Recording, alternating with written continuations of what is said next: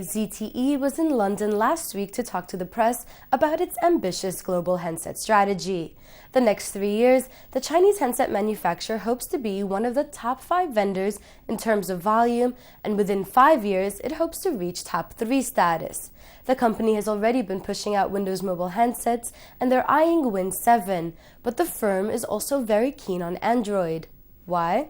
Well, because it brings affordable smartphones to the masses. Why else? We are here to help the carrier and also the general public to have access to this type of previously considered a premium customer experience. We make it available to the wider audience, the mass public. ZTE was due to launch 8 new phones last week, 2 of which are Android, but the volcanic eruption in Iceland affected the supply chain of its handsets. However, we did get a sneak peek at ZTE's first Android mobile phone, the Racer. I had just a quick play with it, but wasn't that blown away. It's a bog-standard Android phone that probably should have been launched last year.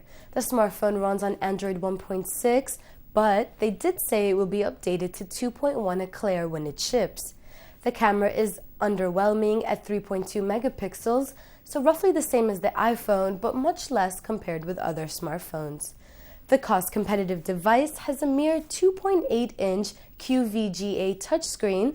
The model is black with a silver lining and features onboard GPS via a 3G WCDMA connection that includes embedded Google Maps. The ZTE Racer comes with flash code, a barcode reader that can be used to identify products accurately, but there are of course all the apps that come in Android market. The Racer will be available in France first, but there is talk that it will be on the 3 network in the UK. So whether ZTE will consider other operating systems? Well, according to them, it will all depend on market demand.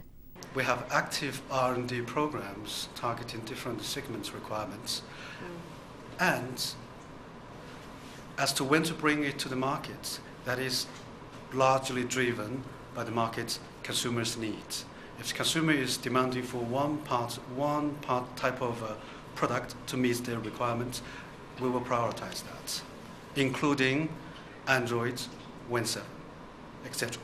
In February of this year, the company promised at least 4 Android smartphones by year end, so we should expect to see another 3 very soon. Watch the space.